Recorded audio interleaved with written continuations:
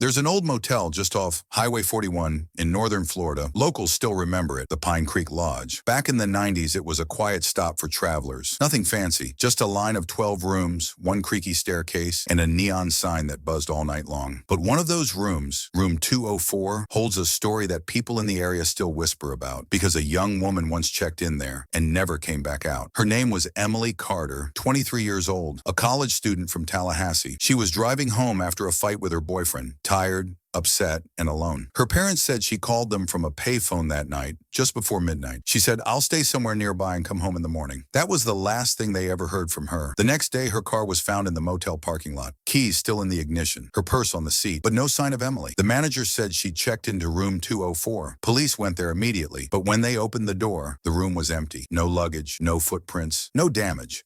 Just a thin layer of dust and a single handprint on the bathroom mirror. Small, feminine, pressed from inside the glass. Detectives searched everywhere. The nearby woods, the lake behind the property, even the motel's septic tank. Nothing. Not a single trace. After weeks of investigation, the case went cold. And soon, so did the motel. By 2001, Pine Creek Lodge had shut down for good. But strange reports kept coming in. Truck drivers passing by late at night said they'd seen a dim yellow light glowing in one of the upstairs rooms. Always the same one, 204. And sometimes they swore there was someone standing at the window. 15 years later, in 2013, a man named Derek Hayes, a freelance photographer, visited the abandoned property. He was shooting a short film about haunted places in Florida. He didn't believe in ghosts, but he'd heard the story of room 204 and wanted to debunk it. He arrived around sunset, camera in hand, flashlight clipped to his jacket. The building was falling apart, boards hanging off, roof leaking, the smell of mold thick in the air. He found room 204 easily. The number plate was rusted, barely visible, and yet the door was unlocked. According to the police report later filed, Derek's camera footage showed him slowly pushing the door open. Inside, the furniture was still there, rotting. The curtains were half torn, swaying even though there was no breeze. He whispered into the mic, "There's something about this air. It's cold. It feels wrong." When he panned the camera around, it caught faint writing on the wallpaper behind the bed. Barely visible at first, but under his flashlight, the letters became clear. "Help me, Emily." He thought it was a prank, but the next frame in his footage showed something strange. When he tried peeling the wallpaper back, he realized the words weren't written on top. They were underneath the wallpaper, buried under layers that hadn't been touched for decades. He stopped recording soon after, but the next day he came back. That was the last time anyone saw him alive. 2 days later, police found his car parked outside the motel. The doors were locked from the inside, keys still in the ignition. The camera was on the passenger seat, still recording when they arrived. When investigators played the footage, it cut off exactly at 2:04 a.m. For the first 10 minutes, it showed Derek walking around the room. Then,